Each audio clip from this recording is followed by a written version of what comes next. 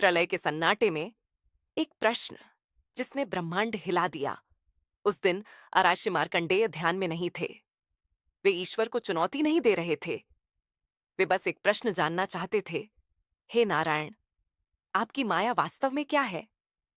पर उन्हें क्या पता था कि इस एक प्रश्न का उत्तर उन्हें स्वयं ब्रह्मांड के अंत तक पहुंचा देगा।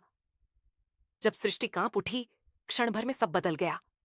आकाश काला पड़ गया, सूर्य की रोशनी बुझ गई, देवता, लोक, पर्वत, सब कुछ महाप्रलय के जल में डूब गया। चारों ओर केवल अनंत जल, भयानक सन्नाटा, और अकेले अर्षि मार्कंडेय, न कोई दिशा, न कोई समय, न कोई सहारा। अर्षि के मन में पहली बार भय उठा, क्या यही अंत है? तभी जल पर तैरता एक चमत्कार, उसी अनंत जलराशि के बीच ऋषि ने कुछ ऐसा देखा जिस पर विश्वास करना असंभव था।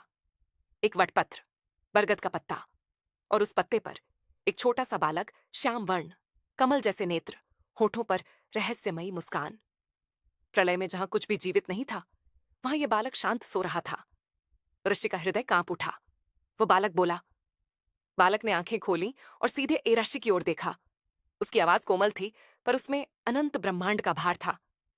ऋषि, तुम तुम मेरी मेरी माया माया जानना चाहते थे ना? मार्कंडेय स्तब्ध रह गए। आओ, आओ, मेरे भीतर आओ। असंभव, पर सत्य अरशी ने जैसे ही उस बालक के मुख में प्रवेश किया, दृश्य बदल गया। वहां आकाश था, पृथ्वी थी, सूर्य और चंद्र थे, देवता थे, आर्षि मुनि थे, वेदों की ध्वनि थी, और सबसे चौंकाने वाली बात, वत्स, जो तुम बाहर देख रहे थे वह मेरी माया थी, और जो भीतर देख रहे हो वह भी मेरी माया है।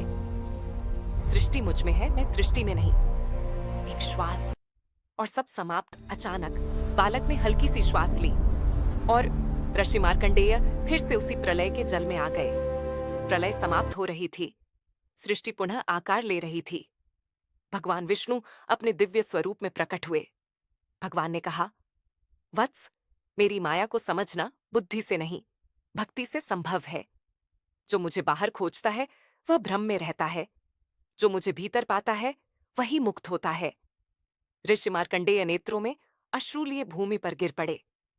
ईश्वर बालक में भी पूर्ण है, ब्रह्मांड ईश्वर के भीतर है, और माया वही है जो सत्य लगती है पर होती नहीं। बच्चे, वीडियो अच्छी लगी हो तो लाइक कर दो।